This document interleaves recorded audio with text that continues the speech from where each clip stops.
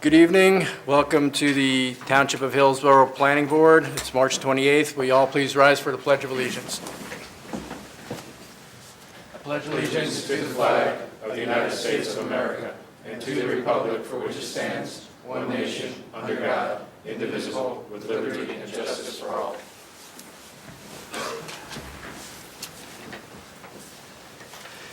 This meeting has been duly advertised according to Section 5 of the Open Public Meetings Act, Chapter 231, Public Law 1975, also known as the Sunshine Law. Before we take roll call, we have Mayor Delcourt is going to swear in Sam Weinstein. Sam, please stand, raise your right hand, and repeat after me. I state your name. I, Samuel Weinstein, Do solemnly swear do solemnly swear that I will support the Constitution of the United States that I will support the Constitution of the United States and the Constitution of the State of New Jersey, and the Constitution of the State of New Jersey, and that I will bear true faith and that I will bear true faith and allegiance to the same and allegiance to the same and to the governments established and to the governments established in the United States in the United States and in this state and in this state under the authority of the people, under the authority of the people, and that I will faithfully, and that I will faithfully, impartially, impartially, and justly perform and justly perform all the duties of the office all the duties of the office of Class 4 member of Class 4 member of the Planning Board, of the Planning Board, seat number 7, seat number 7, to the best of my ability. to the best of my ability. So help me God. So help me God. Thank you.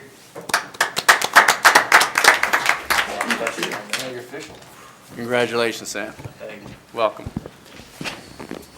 Next, may I have the roll call, please? Mr. Peterson, Chair Sirachi, Mr. Weinstein, Here. Mr. Scobo, Here. Mr. Wagner, Here. Mr. Estag, Here. Mr. Deb, Here. Unami Indians, Here. Mayor Delcourt, Here. Vice Chair Julie. Here.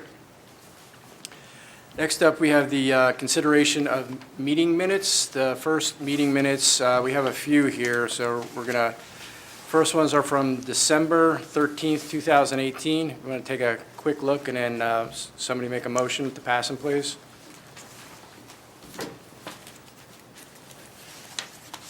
That's it. Was everybody I'll here? move that. Second. All in favor? Aye. Abstain. Yeah, I was looking for the people that were here. I'll be abstaining as well. Okay. All right, next would be the minute meetings from February 28th, 2019. I'll please take a look at that. And let me see here. I'll move that. Second. All in favor? Aye. Abstain. Abstain. Next up on the agenda is a consideration of resolution for Hillsborough Holdings, which is application 18PB07 MSPV, preliminary and final major site plan approval, Hillsborough 206 LLC, 871 206 North, Block 202, Lot 4. So let's see. So we can take a roll of that, and I guess the eligible members that can vote would be myself, Mr. Hestag, Carl Sirachi's not here, Mr. Wagner, Mayor Delcourt, Mr. Peason is not here, and Mr. Scobo. Correct. Can we have a motion to pass the application for the Hillsborough 206 Holdings LLC? I'll make that motion. I'll second it. Roll call? Mr. Scobo, Yes. Mr. Wagner, Yes. Mr. Estag, Yes. Mayor Delcourt, Yes. Vice Chair Julie. Yes.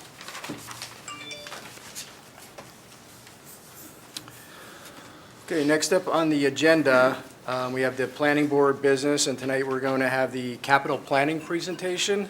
Mr. Vice Chair? Yes. I'll be recusing myself for this portion of the meeting Okay, for capital planning because I have items that are on there, same as I did for last year. So once that's done, then I'll come back up. okay, so duly noted, Mr. Wagner is going to recuse himself. Mr. Chairman, Yes, sir. having been part of the capital planning commission myself, should it be my obligation to recuse myself as well? You don't need to. No. You're good. Anybody else? Who else gets to stay? Floor is all yours. Good evening. Steve Monty for the Capital Planning Committee. And Steve. Speaking to the mic, please. Speak into the microphone. You know the deal. I know the drill. So, we held 2 meetings, and we had 1 meeting of presentations, 1 meeting of discussion, and ranking. And I'm sure you all have the table 2, and which breaks it all down. And just to go over it,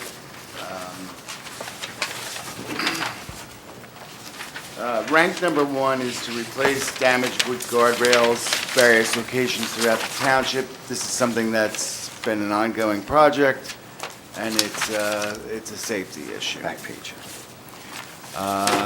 Item 2 is sidewalk replacements. Again, various locations, been ongoing for years. Third is a handicap parking lot AVM basketball court. This is required to maintain the ADA compliance at the park, and that's why it's ranked 3rd. There's several walking paths. There's 4. We broke them down individually based on how bad they are and the condition of what work would be done. The first one we recommend would be Woodfield Park to Case Drive, and that would be to resurface that walking path. Fifth on the items are removable of baseball fencing at Willow Road. That's a safety issue.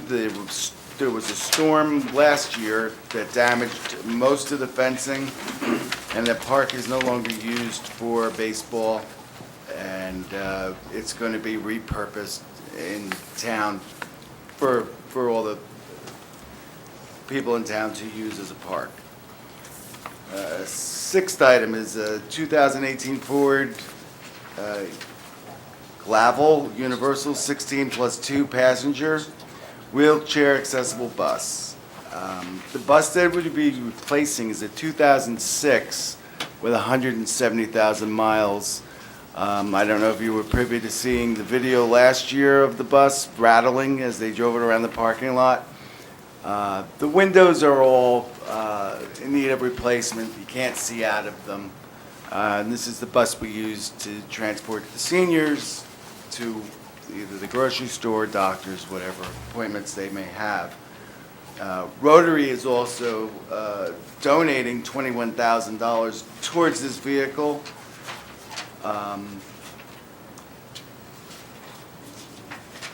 So I guess the 89,000 is after the 21? Or that would be, 85, less than 21. okay. So that was how that worked out. Next is a 3/4 ton 4-wheel drive pickup truck with snowplow. We have a $10,000 grant, which brings it down to $32,000. And next on the list are 14 automated external defibrillators in township parks. This is a safety issue. It's not required, but it's a step in the right direction of showing the township that we care about everyone in the parks, and it's amazing that it can save a life, and relatively easy to use and not very expensive. Next on the list is wheel loader replacement. It's replacing a 1992 vehicle, and currently we're renting one for $6,000 a month. Next would be a street sweeper. The one that we have is under constant repair, and it's not able to do every road in the township. and the street sweeper would be a lease for the $220,000. Next would be L3 Technologies in-car camera system for the police department. The cost of $119,712 is for 20 units, both front and rear of the car. This is recording for compliance, I guess, within the police department and being, totally open about what happens. Next in line is to install new above-ground fueling facility at the DPW. The price of $180,000 includes removal of the old tanks, and it makes us self-reliant. We're not going to have to go to the county, who apparently has issues with their gas pumps not working at every location on different times, and sometimes we lose over an hour driving to get gasoline. Next is replace floor covering in senior activities room, just across the way, for $98.33. The carpet's worn out, stained, and it's an inexpensive way to improve things. Just can't stop those seniors from dancing on it, I guess. They're dancing and they're getting crazy. Next up is a dump truck replacement. The one that's replacing is from 1999. I don't know the mileage. It's in poor service. Next up is a 2019 F-350 truck, which is replacing a 2001 with over 100,000 miles for Parks and Recreation, part of a fleet improvement plan that they're doing. Next up is an F-450 Mason dump truck with snow plow package, central hydraulics, and tailgate salt spreader. This is for the mountain areas of town where a large vehicle would not be able to navigate the tight roads up there. And it's replacing a 1996 F-350 that they've been using. Next up is the Dell EMC storage array to replace existing network cluster quorum device. The number shown is 18,520, but the actual number that was on and confirmed was 16,835 and 78 cents. Part of a computer upgrade for the town hall. Next up is tennis court resurfacing at Woodfield Park. The only time that was ever finished was 37 years ago. They're in really bad shape, and it's definitely a safety issue. It would either have to be closed or resurfaced. Next up is replace existing municipal PCs, all departments, $141,908. We felt that there should be a lesser PC looked into, and we would ask that technology department would come back with an alternative of maybe a lesser PC. Seems like this PC has every bell and whistle, something to look at and see if it can be done for less money.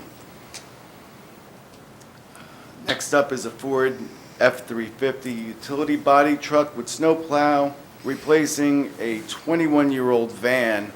This vehicle is used to do sign maintenance in town. If signs are knocked down or need to be replaced or put in, this is the vehicle that they've been using. And again, I have no idea how many miles are on it, but it's 21 years old. Next up is erosion control measures for protection of roadway failure at Mountain View Road. The department's requesting $100,000, and that's to cover the engineering cost. But I believe at this time that the road is in bad shape. Could become a accident, and that it should be looked at maybe in a different manner than spending $100,000 to engineer it. Let's see if we can fix it and get it so we don't have to spend $100,000 just to engineer it. Let's build it for it.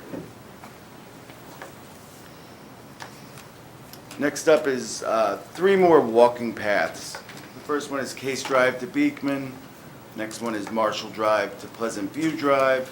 And the next one is Stephen Way. And that's part of number 4 that we had split these up. Again, it's a safety issue. The walking paths are in bad shape. There's roots coming up through the pavement and flooding, and they have been getting phone calls complaining about them. Next up is skate park resurfacing at Ann Van Middleworth Park. It's a maintenance issue. For safety reasons, it needs to be looked at. There's currently not a budget for maintaining items within the parks, and that's probably why it's coming up on the capital planning. I believe that they were going to use a new surfacing material, and it's $21,950. Next up would be the tar and chip parking lot at AVM basketball courts. That's cosmetic.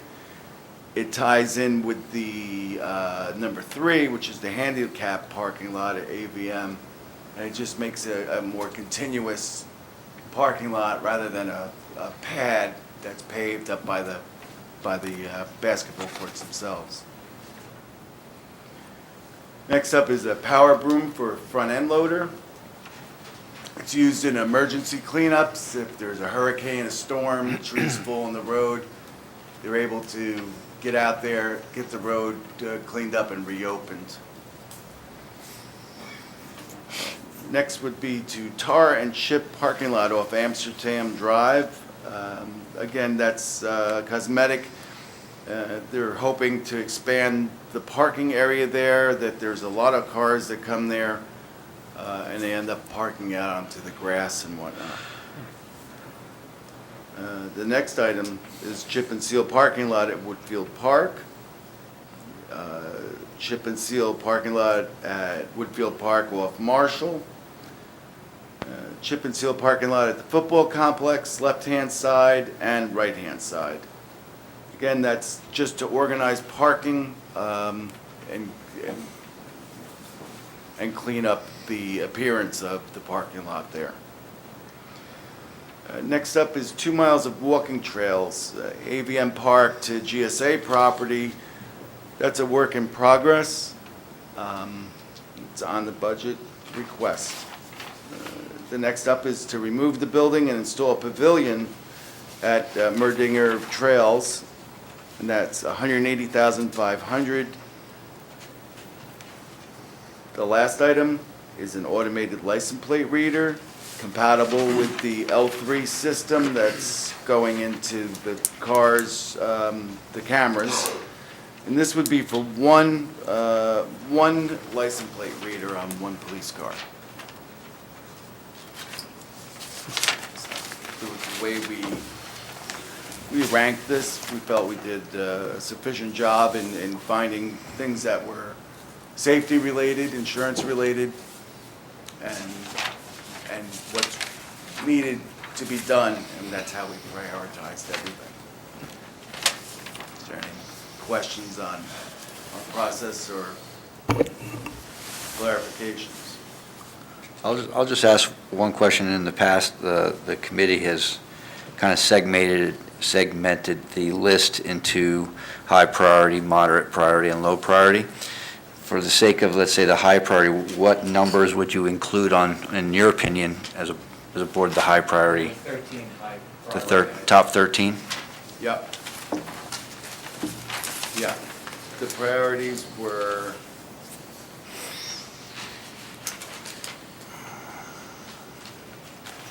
13 high, 8 medium, and 14 low. Okay, so then 14 to 21 would be the medium, and then 22 and down is your low. Thank you.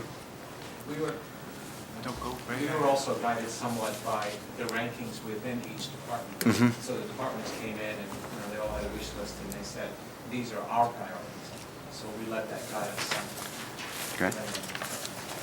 Mr. Chairman, the department heads, as you've probably noticed, are in the back, so if there's a very specific question, they are here. Go ahead, I'm sorry. So table 1 is essentially the department's ranking in priority? Well, we may have altered the priority. But table 1, is that their priority? Yes, table 1 was listed in the order that they were presented by Okay. the department. Right. As Yes, priority, okay. Correct.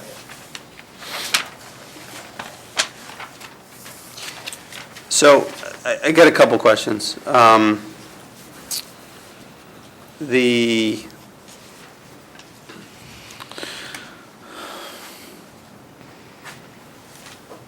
The fueling facility.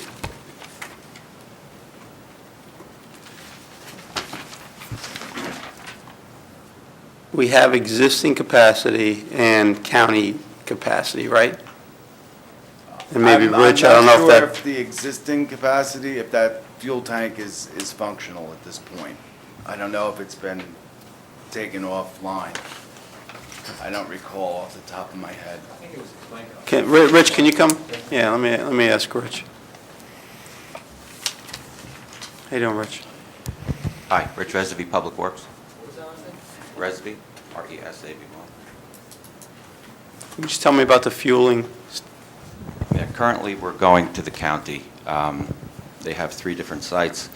They have a key issue there, how the gas is tracked, or the fuel, I should say. And I would say within the last year, it's been suspect at best.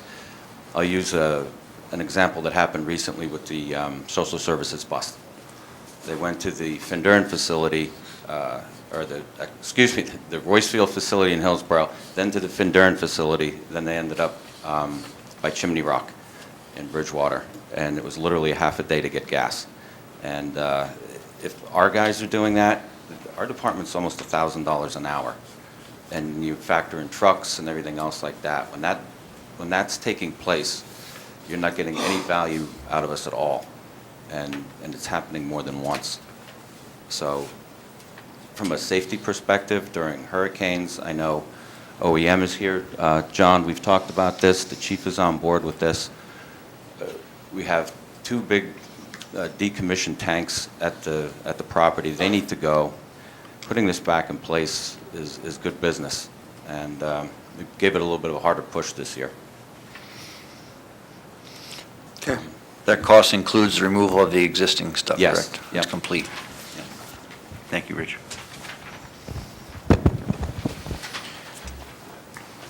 Does anybody else have anything? Mr. Maskey, you have anything you need to ask? Or Bob, you have anything or need to ask? If I recall, one of the, number one, the wood rails, it's been an ongoing project. Is this the last year for that? That finishes them up, if I, yeah? Tom's getting us the thumbs up. Come on up. I think you said yes. Yeah, I'm sure we'll let him come up and say. He's here, we'll give him a chance.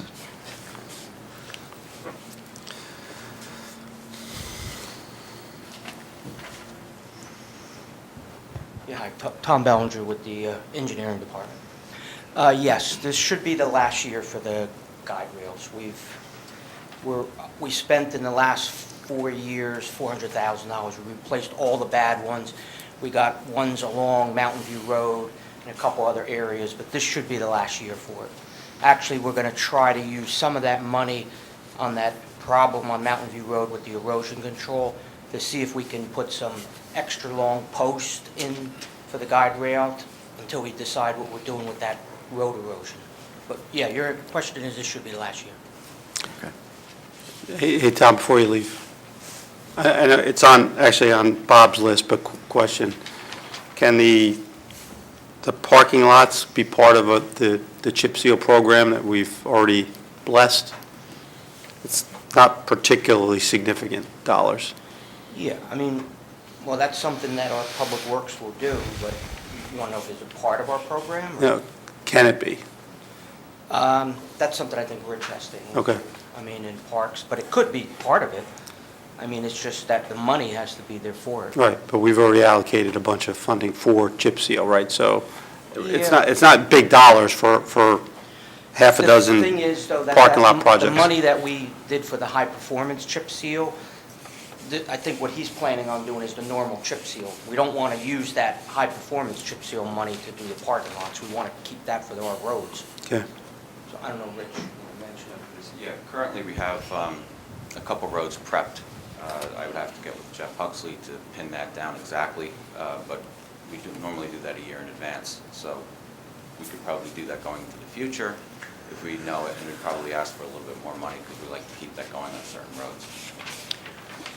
What is chip seal? Just It's a oil emulsion and stone, and that's pressed in. When you're doing that application, you're getting a thorough crack sealing, and then the stone is a wear course on top of that. So it's a cost-effective way. It moves with the weather. fluctuating temperatures. You know, dollar for dollar, it's not too bad. We've had really good luck on Montgomery Road, actually. That's a great Yeah. road to look at.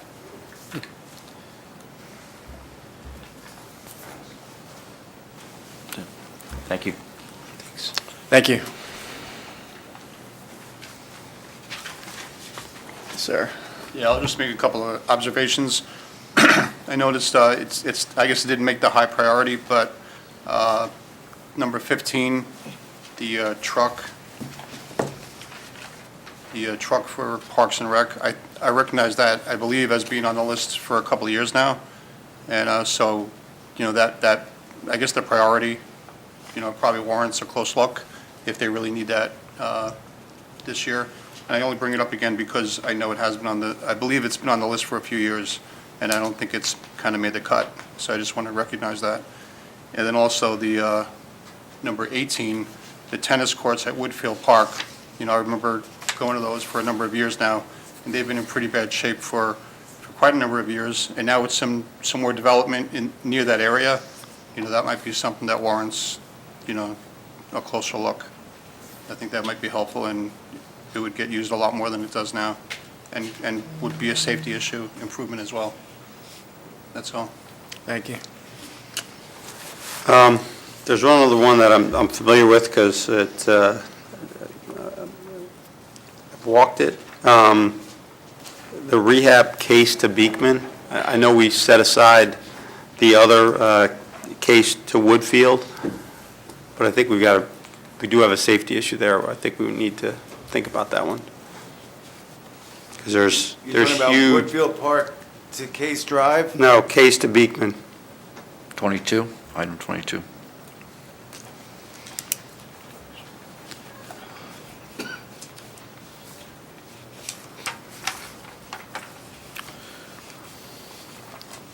Bob, I think you're familiar with that one.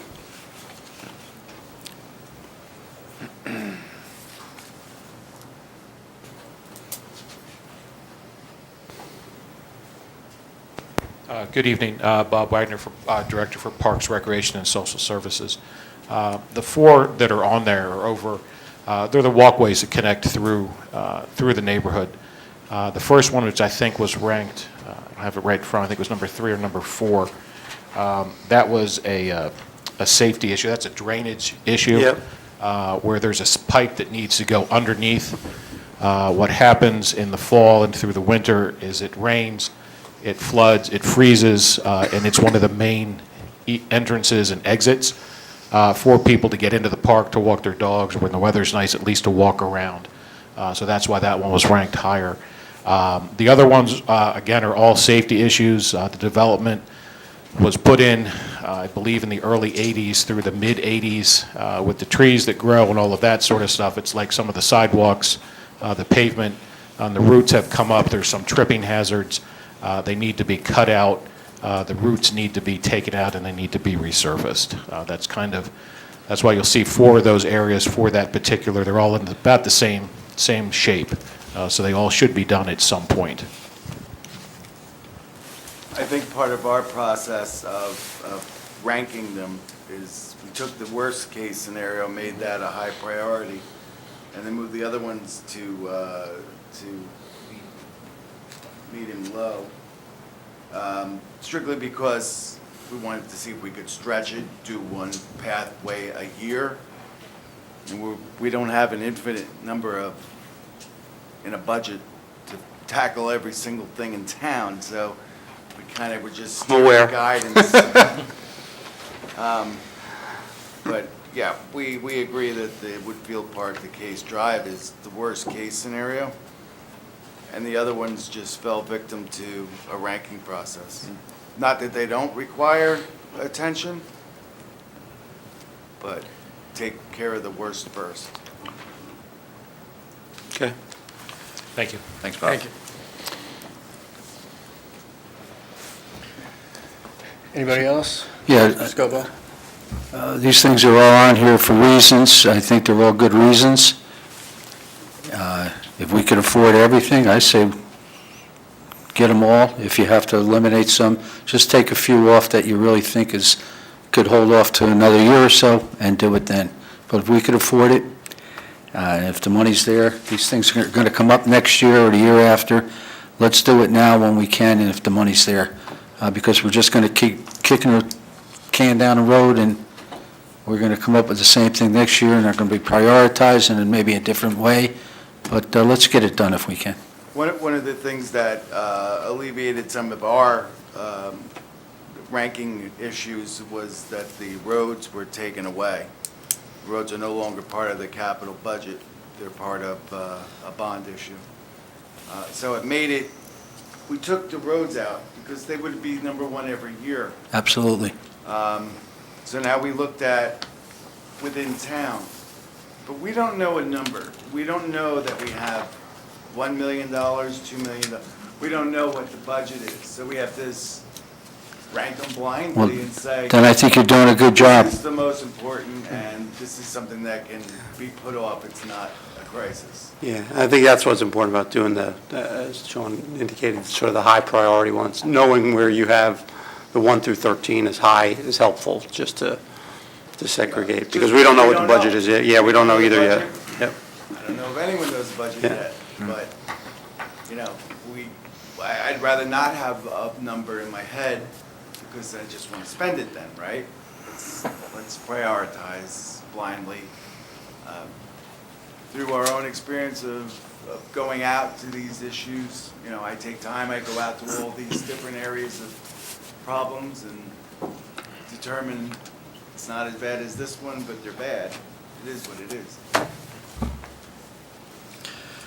I think also, and then this is maybe just information boards, when we, maybe you can alleviate, because I heard some of this in the beginning, and maybe Mr. Resby could say, when you approve a truck for, let's say an example, what is the actual time frame that it takes once it goes out to bid and it actually shows up in the township? I believe it's a year.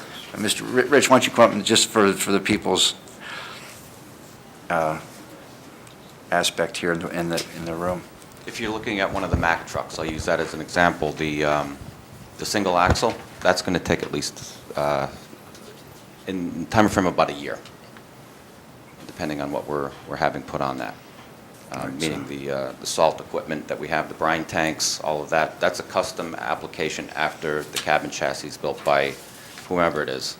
We're assuming it would be Mack, our specs lean that way, but it could be anybody. The other trucks, not so long. But, so you're still, regardless of what we do now, you're still going to be using what you have for the foreseeable future is kind of my point, at least for a while. Yeah, if we were able to order it tomorrow, you'd really cross your fingers for next year, or maybe midway through the winter, we would get it. But it's great when it gets approved quickly, because at least you could hope. I mean, otherwise you have to use what you have. Thank you. And I'm going to add one thing. You guys have kept up with a fleet program for us, and I mentioned this in our meeting. You are reaping the benefits from it. We're not enlarging our staffs. We're keeping to a certain size, and we're getting the job done as the road size increase. We're 54 square miles, over 260 miles of roads now. and we're knocking it out faster than ever. Our mechanics are plowing. I mentioned that the last time, and that hasn't happened. So we're able to keep ahead of this by the fact that you guys are approving nice trucks, and it's... The mechanics are plowing because they don't have to fix the trucks? They're not fixing the trucks as much during the storm. Usually they were, underneath wet trucks dripping and all the fun stuff, but, and that's a bonus for us. That's 2 men in the truck, Yeah. making everything go faster. So, thank you. Thank you, Rich. Thank you. Council, we're open to public. Yes, at this time. We make a motion to open to the public. I'll make that motion. Second? Okay, we are open to the public. Does anybody from the public have any questions? Please Come on come up. forward. State your name and address.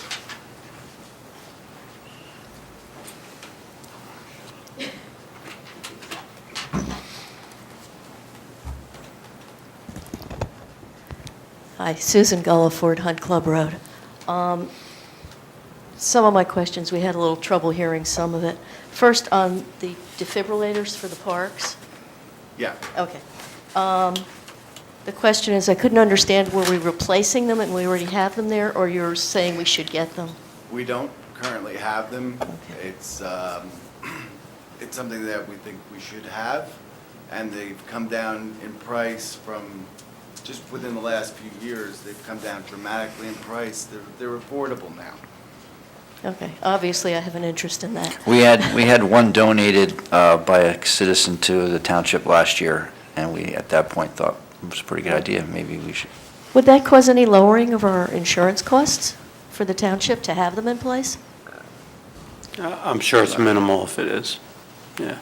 Not enough to help to make it worth doing the coverage? Yeah. Okay, thank you.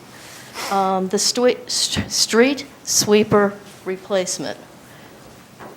Did you say, do we own one now, or we're leasing one now, or we're looking to lease? I couldn't quite understand that explanation. I believe we own it now, and we're looking to lease one. Okay, what was the cost on the lease?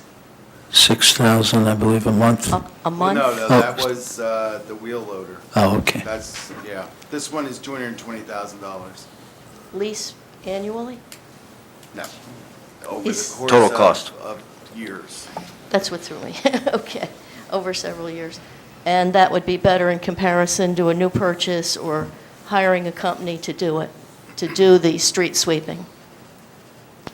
Correct. Okay, thank you. Last, the skate park resurfacing. We did something on the skate park last year. What was that? That was not resurfacing? I think it was a couple of years ago. It was a couple years ago, but I don't think it was resurfacing. I think it was the actual, The ramps? the ramps. Yeah. Oh, okay, I could just remember something in previously on this. Okay, thank you. Thank you. Thank you, Susan. Thank you.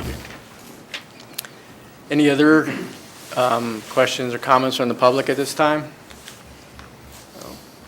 Motion to close. Want a motion to close? I'll make that motion. Second. We have to say all in favor? All in All in favor? Aye. Okay, so we are closed to the public. So, council, I guess we have a resolution here. Thank you for your time. Thank you, I'm sorry. Thank you. Thanks, We guys. appreciate you Thank- taking the time and listing everything. Thanks for your Very good. efforts, guys. Thank you. Appreciate it. Mr. Chairman, the resolution you have was patterned after last year's resolution, and basically, if you agree with the ranking of 1 through 35 that was just presented, this resolution would say so, and you would recommend it up to the Township Committee. If the board wants to rearrange the ranking in any way, that now would be the time to do it, and that would be reflected in the resolution. Is there any discussion, or we just make a motion to pass the resolution of the Hillsborough Township Planning Board recommending the 2019 capital budget to the Township Committee? Anyone like? I'll make a motion to keep it as it is. If they wanted it differently, they would have presented it differently as far as what they need. Yeah, I think they did a great job on it. I'll second that. All in favor? I think you need a roll. Need a roll call Oh, on I'm that. sorry, you want to do, let's do a roll call? Mr. Weinstein? Yes. Mr. Scobah? Yes. Mr. Rastak? Yes. Mr. Depp? Yes. Mr. Lamani? Yes. Mayor Delcor? Yes. Vice Chair Dooley. Yes. Thanks to the committee for their work. Thank you. Thank you, guys. Okay, now, left the resolution there. Bob's back on the dais. For the record. For the record, Mr. Wagner is back on the dais. All right. Okay, next on the agenda, we will have the application, because was there ordinances we have to consider? Yes. Not tonight, no. Okay, there's no ordinances. Just a note on that first one, Mr. Chairman, on the signature detailing. It was transferred to the Board of Adjustment. It turned out it needed a conditional use D3 variance, so it had to go to the other board. Okay, so that signature detail is not here tonight, so next up on the application would be SGL Properties LLC, file 17 PB-08 SPV.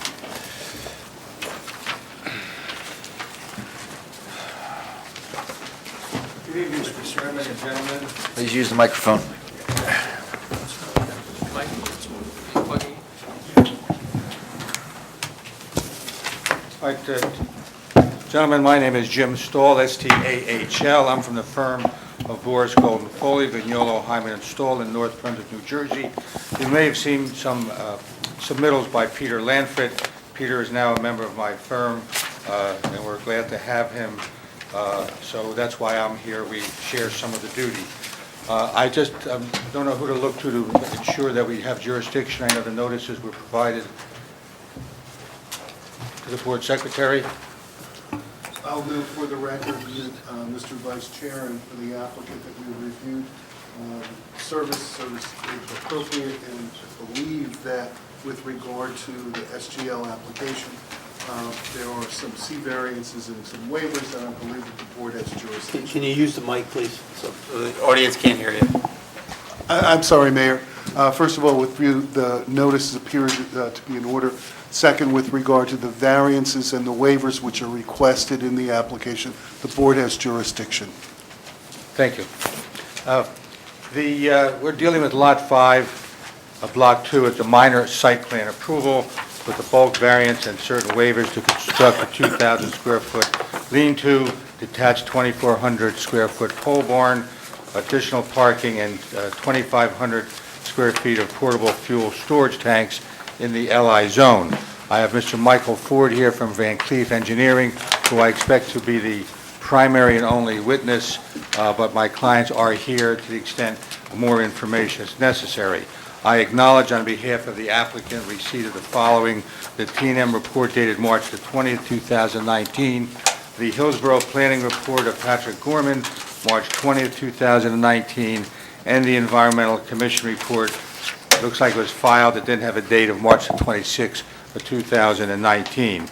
With permission of the board, I would like to have Mr. Ford sworn in, and then I will qualify him with your pleasure as a PE and a PP, and then I'm going to let him run with the ball. Okay, so Mr. Ford, will you swear stand up? yourself in. Swear to testimony you give tonight is true, the whole truth, and nothing but the truth? Yes, I do. Could you state the name? Yes. Michael Ford, F-O-R-D, with Van Cleef Engineering. All right, Mr. Ford, you are a licensed New Jersey engineer, is that correct? We're good. We're good. Yeah, I was going to say. I don't like to waste time. I don't like to be presumptuous either. He's been there one or He's twice. been around, I know, for a long time. We're familiar with Mr. Ford's Can I ask the same qualifications. qualifications as a PP? Yeah, he is a licensed professional planner. Yeah. All right, Mr. Ford, and then I'm going to let you go. We have two exhibits that you're going to put up on the screen or there. One is going to be what you and I have discussed as A1, which will be existing conditions, and then there'll be an A2, which is proposed conditions, and then there are two submissions, Mr. Chairman, that were provided to the board, and I have 8 copies, and that was a no further action letter from the NJDEP dated 1999, May 17, and there's also a wetlands delineation, several of them with a final confirmation from our wetlands engineer confirming that the wetlands is substantially the same as that which was set forth in 2 prior reports. So I have copies, but they were submitted to the board. If I may, just a second, Yes, little sir. housekeeping. Mr. Ford, you have hard copies of everything you can be showing up on the screens? Yes. Okay, make sure they're marked, the exhibits, and then hand the Okay. hard copies in, okay? Yeah, Okay. A1 will be the existing conditions, Michael, and A2, just for the record, will be proposed. So would you please begin your testimony with the existing conditions? Okay. Good evening. This first rendering A1 is sheet 2 in the set of plans. It's the existing condition, and it's been colorized in the sense that it was superimposed over an aerial image of the area. At the bottom of the page is, or sheet is Homestead Road.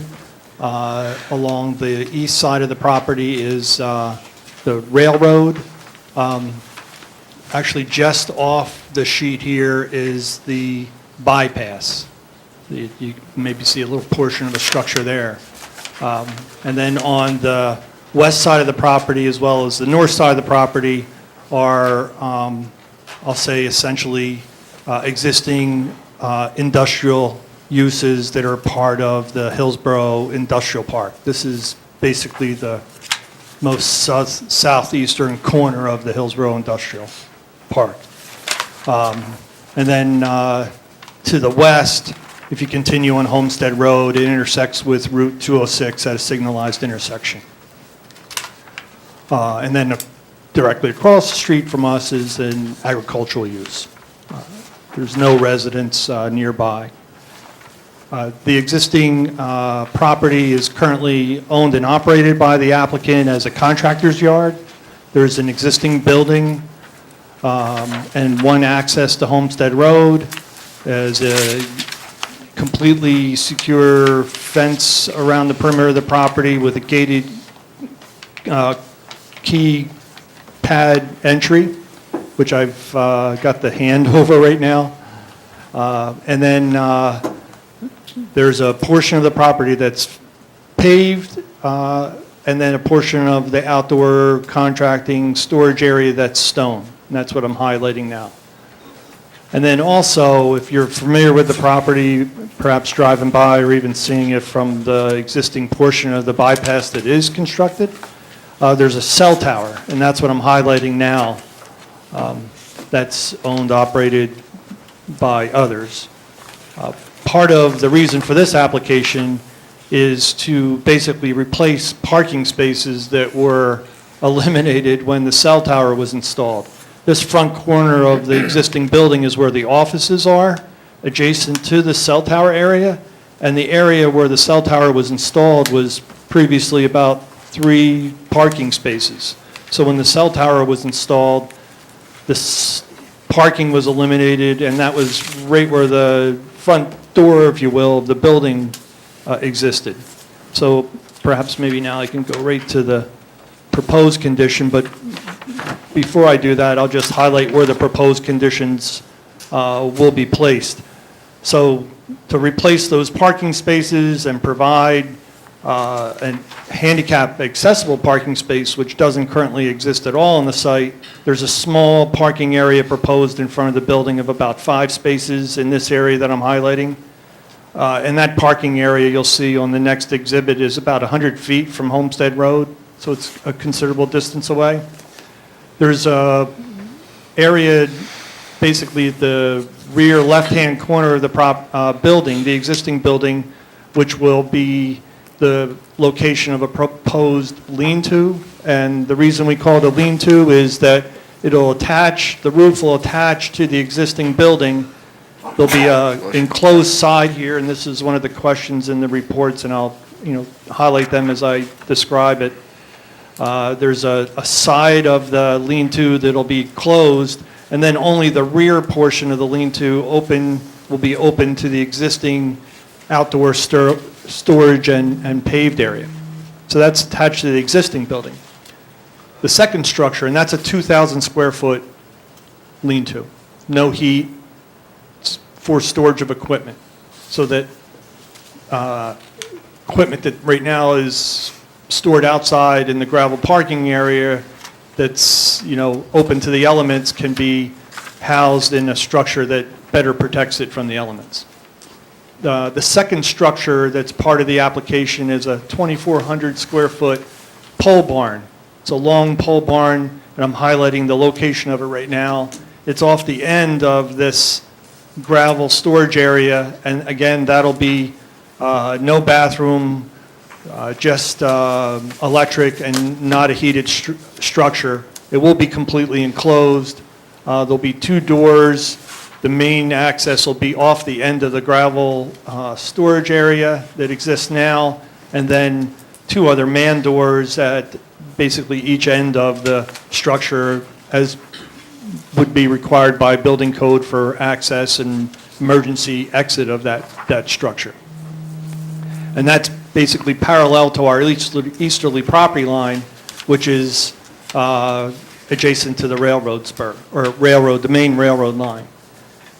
One of the items, and this is really, other than I'll say the standard parking space size design waiver that we request in many applications to help reduce the amount of impervious coverage proposed, there is an existing non-conforming condition now, and I'm highlighting it along our easterly property line by code in the light industrial zone for outdoor storage areas. There's a required 20-foot width of buffer along the property line. Right now, the existing area here that I'm highlighting is about 13.3 feet from the property line.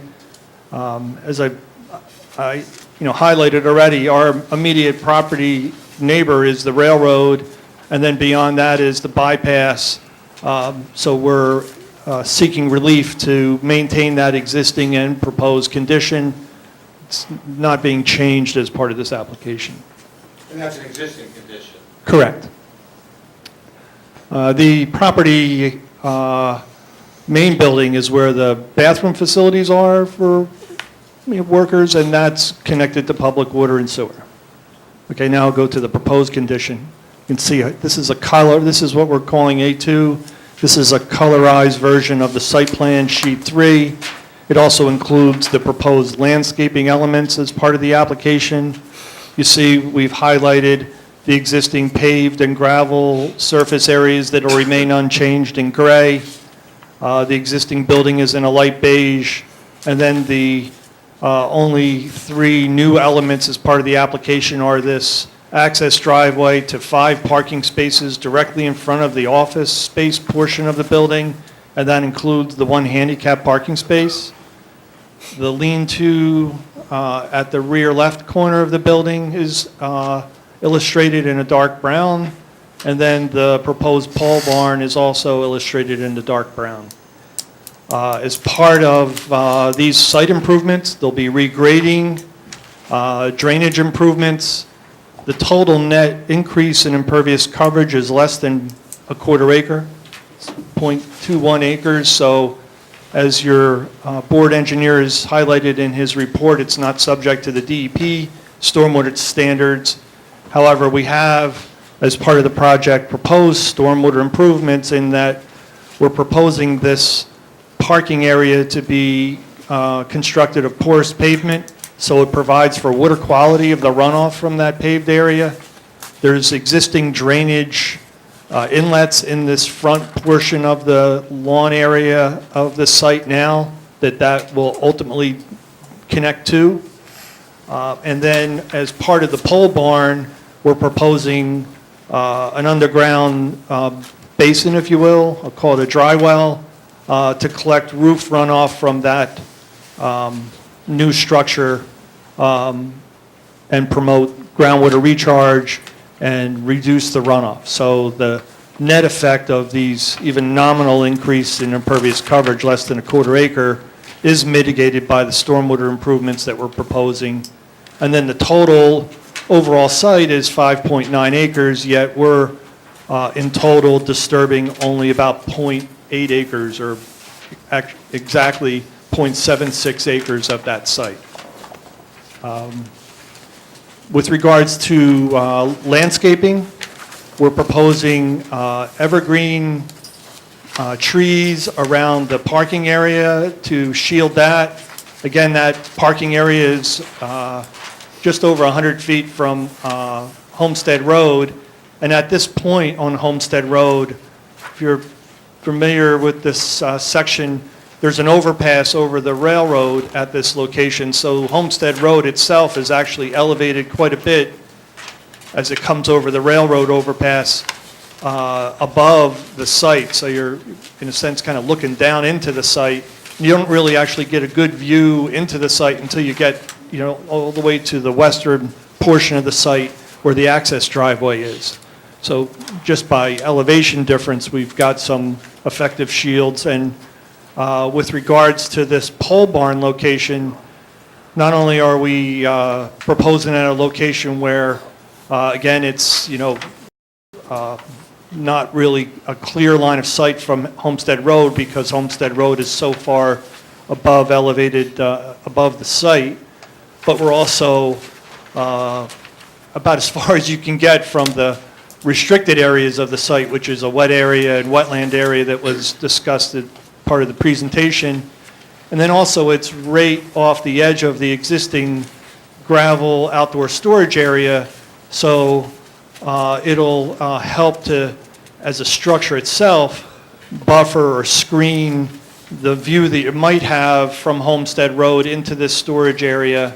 And actually, the current applicant owner, after he purchased the property, had installed a berm in that area already off the end of this gravel outdoor storage area with a series of evergreens on it. Obviously, because of this site improvement in the location of the pole barn, we're going to have to remove those evergreens, but we're actually, planting 10 evergreen trees around this parking area. And one of the staff reports, asked for clarification about the intent of what's going to happen to those existing evergreens.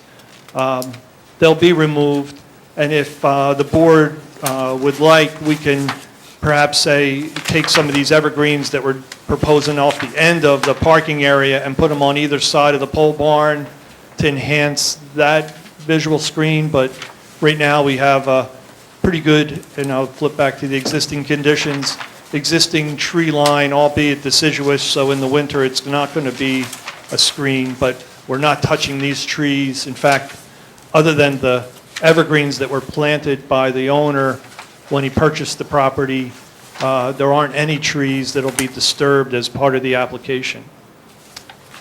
And then with regards to site lighting, there is some building mounted lighting in this existing paved outdoor storage gravel area. We're not proposing to touch or change any of that. The only proposed new lighting would be in this parking area. There's 3 lights proposed in that area.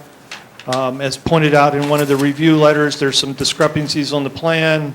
We'll address that, and we'll provide lighting in that area in accordance with the township ordinance for lighting requirements of those 5 parking areas, or 5 parking spaces. But for the rest of the site, we would like to leave it as is. Then one additional, and I'll say final element as part of the application is, as I stated, this is an existing contractor's yard operation.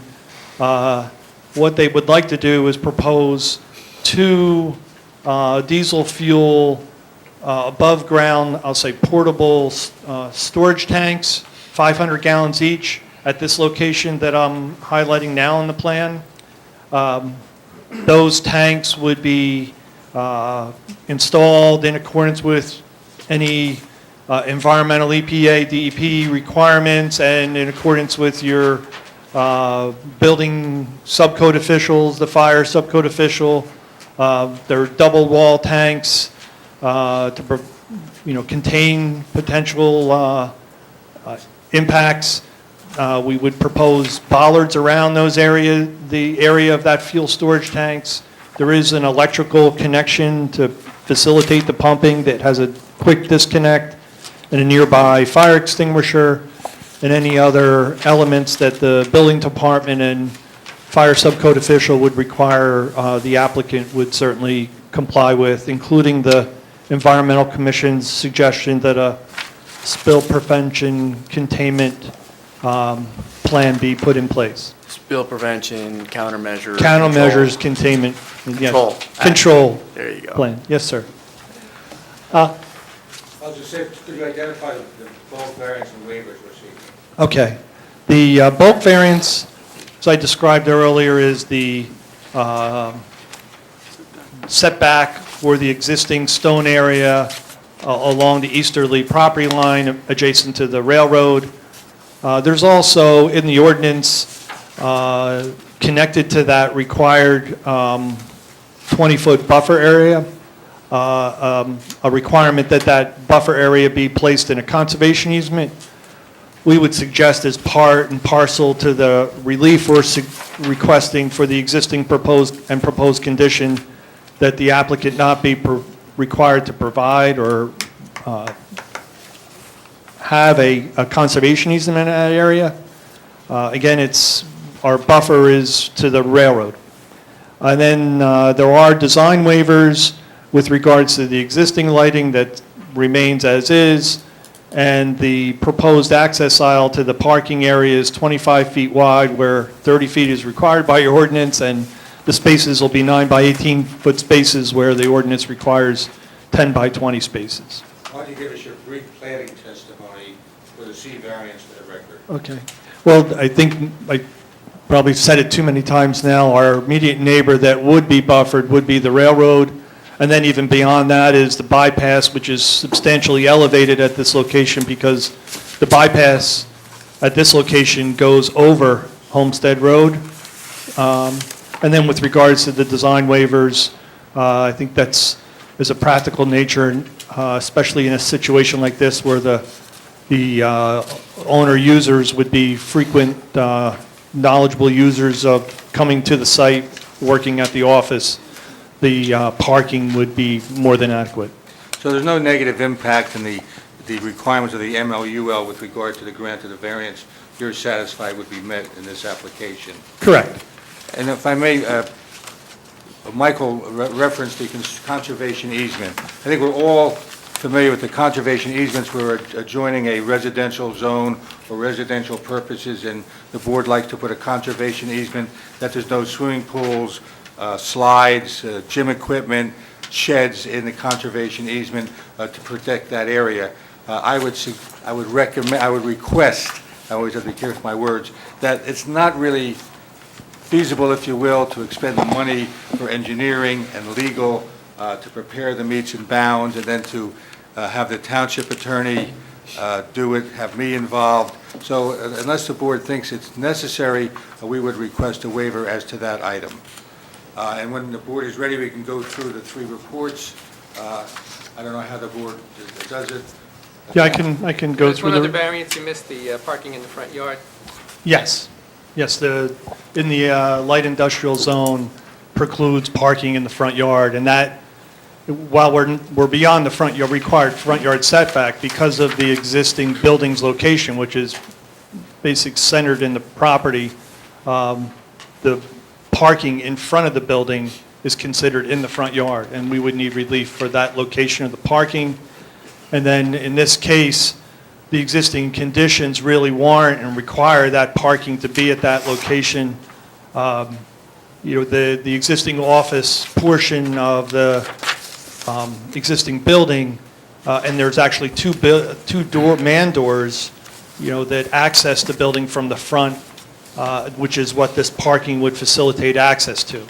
And then there's actually even beyond that, just even a grade issue, because the existing low parking and other elements, this is what was actually probably at one time used as a loading area. So this area of the pavement now, which is, perhaps beyond the front yard setback, but close to that office area, is 4 feet below that door to the office building. That portion of the pavement is lower to facilitate that loading dock. So by placing the parking in the front, we're able to provide for the ADA access, because the elevation at the front of the building more matches and is consistent and at the same level as the first floor of the building. Reports? Yeah, why don't you go through T&M first? Okay. Mr. Euro's report. Okay. Any exceptions or comments? No. All right. I guess to make it easy, Mike, you Yeah. have any questions or any concerns with any of my comments? None at all. Okay, I Yeah. just have one or two questions for clarification. Mike. Section B, item number 4, and I may have missed your testimony, the 2 diesel fuel tanks, Oh, they're yeah. gonna be placed on concrete pads or on stone? Right now it is, it's stone, and if that is suitable to the building subcode official and fire official as part of the construction application, we would leave it that way, but if they require, as part of this SPCC Yeah, I mean, that's measures, we really- would provide concrete. I mean. So we defer to those professionals. I mean, what that ordinance, what that regulation is all about is if you have a leak, that you have enough secondary containment to contain the leak. So I don't really know the engineering specs of the tank. I don't know if they have an interstitial tank with an outside conical tank around it, so I don't know the structure of the tank. So, but the law requires under that, if it's above 55 gallons, that you have enough containment.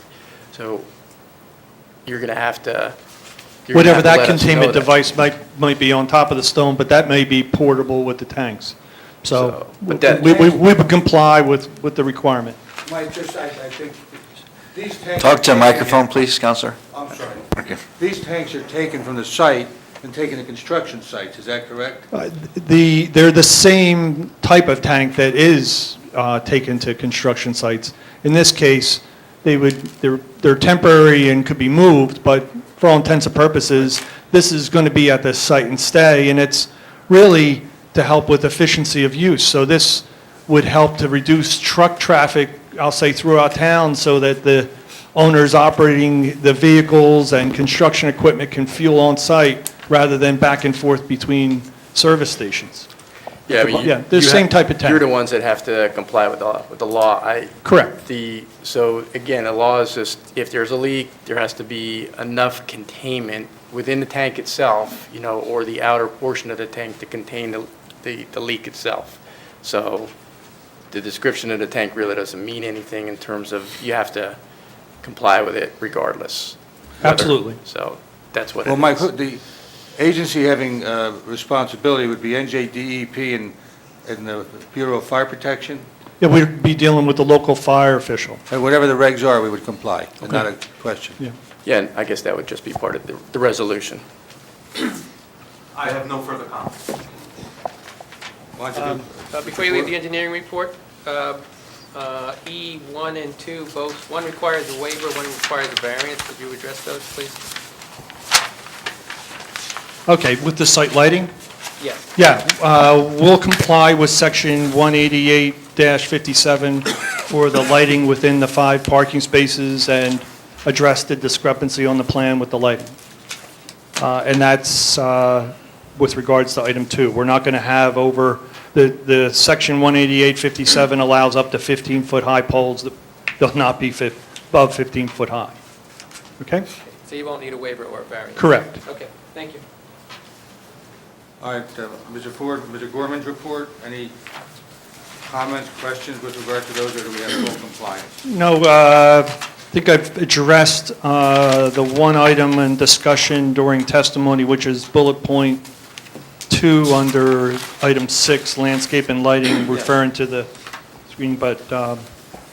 Could you elaborate on that a little bit, Mr. Ford, in terms of, I want to make sure I got it right. There are some evergreens berm there presently? Yes. Which will be removed? Correct. To accommodate, and you're not going to replace it? We're placing 10 evergreens around the parking area Right. and utilizing the building basically as a screen of that existing outdoor storage area. And I note that there's about 3 evergreens at the end of the parking area that basically effectively screen the end of the parking area from our pole barn. And what I would suggest is we relocate those to an area on one or both sides, perhaps maybe this side of the pole barn, to provide and fill the gap of the screening there. Okay, would you object to beefing that landscaping up a little bit more in front of the pole barn? Perhaps 4 more trees? Well, to the satisfaction of the board engineer. Yeah. Okay. No objection. Okay. All right, Mike, the Environmental Commission, I think that's our next report. There are We- several questions that we have on the LOI. We have provided the package of the LOI, so we request that we not be required to expend the monies to have a new one. Right, we appeared at the Environmental Commission 3 days ago. It seems like yesterday, but yeah, 3 days ago. And at the Environmental Commission meeting, there was discussion about the tanks, which we've already addressed. There was also discussion about the existing wetland areas, which are the darker green areas on the west and north side of the property. And as I've highlighted already, none of the proposed site improvements are near those areas. They're actually on the other side of the existing paved area that's between those wetland areas and the proposed activities. What we suggested is that we actually have a wetland professional visit the site, review those areas again, and also make a determination that not only those wetland areas don't appear to be any different than they were when they were delineated previously, but I'll say more importantly, to confirm that none of the proposed construction activity or on-site disturbance is in any regulated area. That is a wetland or wetland buffer. And in those 3 days since our appearance at the Environmental Commission, the applicant's professional wetland consultant, Kyle Patterson of P&W Land Consultants, did in fact make that visit and issued the letter today, which I provided to the board secretary, DeBoer Pageant, earlier today. So that's on the record. Yeah, we have that. Right. So just for clarification, there's no existing LOI. The old LOI expired. So we had a discussion at the Environmental Commission. I mean, it's up to the applicant to either do it or not do it in terms of get an updated LOI.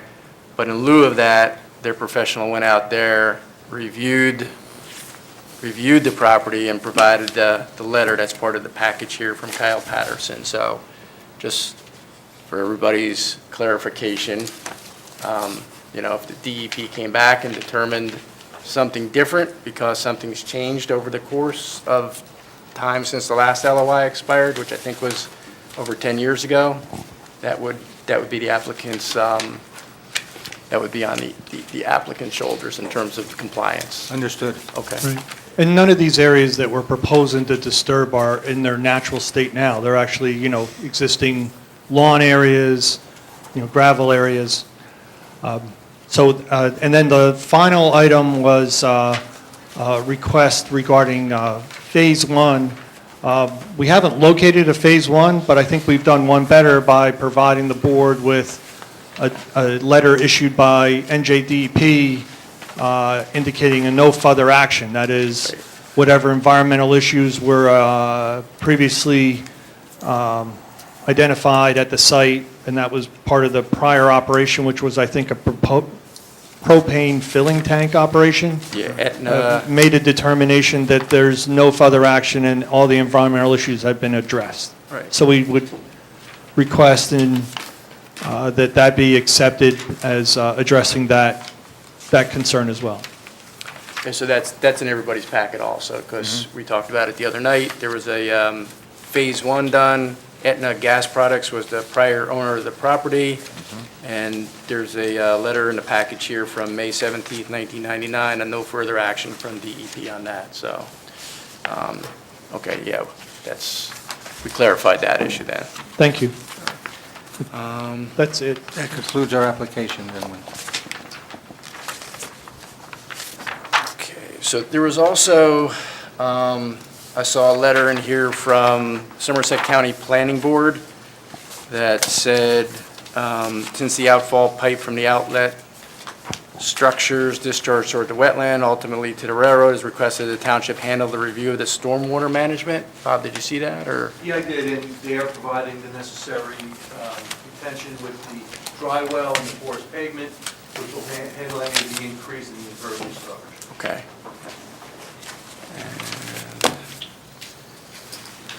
I think that was all of the issues that I had. Just for the record, too, the Environmental Commission had developed a checklist with the planning office, so that's also part of the record now, the report and the checklist. So everything kind of goes on the record at this point as well.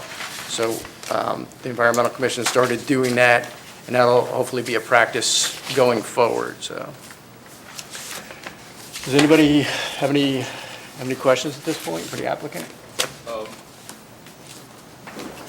I apologize in advance if this was mentioned, but just two questions. One, the 500-gallon diesel tank, where are we proposing placing it? Oh, sure. Can- Yeah, it's at the northeast corner of the building. It's right next to the building. So northeast corner, okay, so Correct. it's away from the railway roads, away from the place Yes. where you're asking the railroads? Correct. Okay. The second question is, when we talk about the aisle, right, 25 versus 30 feet, which aisle are we talking about? Oh, certainly. Yeah, that's this, the access aisle for, it's basically the driveway leading to the parking spaces. Got it, thank you. You're welcome.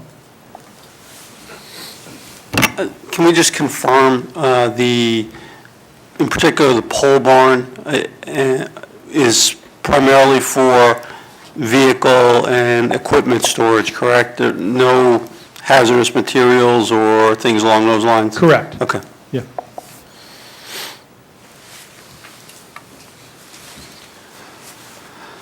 Any other questions from the board or any other professionals? Just one on you said you're putting porous pavement in with dry wells. Is there a maintenance plan provided for that? Yes. That's one of the items we've agreed to do to your board engineer's satisfaction. So can I have a motion to open to the public at this time? So moved. I'll second it. Does anybody from the public have any questions? No pressure. It's up to you. Motion to close public. Second. Okay, we are closed to the public. Council, do you want to read a motion or do you want to say anything? Thank you, Mr. Vice Chairman. The board at this time could entertain any further discussions, or since the public session is closed, they could entertain a motion to approve the application of SGL Properties subject to the conditions which have been agreed to by the applicant as to the engineer and the planner's report, with the consideration that the basis for the C variance placed on the record is primarily in relationship to the fact that this is an existing site adjacent to the railroad, but that the applicant accepts all of the conditions as set forth in the reports of the planner and the expert, along with the Environmental Commission report and the letter regarding wetlands, which was supplied today. I don't usually like to, there is an open issue with regard to the conservation easement, whether the board wants it or waives it. I don't want to leave that. Council is correct. It's one of the conditions that was discussed as well. Is that something that, we consider putting down a small sign that says conservation area, or, how? Well, you would know conservation better. easement, as was referred to during testimony, is a legal document, it has to be meets and bounds, establishing it, and then you would have signs saying conservation area. The waiver is actually part of the variance. The variance they're asking, it's a deficiency in the buffer, both in measurement, it's 13 roughly at one point, as opposed to 20, and it will not have a conservation easement, or at least they're requesting that it not have a conservation easement. So you could split that if you wanted to. You could say, all right, we'll grant you the deficiency in the space, but you still have to do a conservation easement, or give them a variance for both conditions. Does anybody have any recommendations, or? Since the majority of it is along the railroad, and it's already a fenced site, I don't see the need for one, quite honestly. Yeah. I concur. Yeah, I would agree. Anybody else have any opinion, or? It's a waste of conservation area it is. I would agree that we would waive that. Seems like an unnecessary step and expense for the Yeah, I'll applicant second that to also. go through that. And Mr. Vice Chair, note that the applicant, through the testimony, did place the conditions for that variance on the record. Okay. So council, we'll just go on that motion then, or? I'll make a The motion motion. would then modify to add in waiver of the conservation easement requirement and a granting of the variance for the deficient buffer from 20 feet to 13.3 feet as proposed and is shown on A2. Okay. I'll second it. Okay, I made the original motion. Yes. Committeeman Lapani? Committeeman Committeeman Lapani. Lapani. I did. Mr. Scobo. Mr. Scobo. Roll call, please. Mr. Weinstein? Yes. Mr. Scobo? Yes. Mr. Wagner? Yes. Mr. Hashtag? Yes. Mr. Depp? Yes. Committeeman Lapani? Yes. Mayor Delacroix? Yes. Vice Chair Julie? Yes. Thank you very much. All right, thank you. Go home, watch some basketball. That's right. Or you can watch a replay of baseball.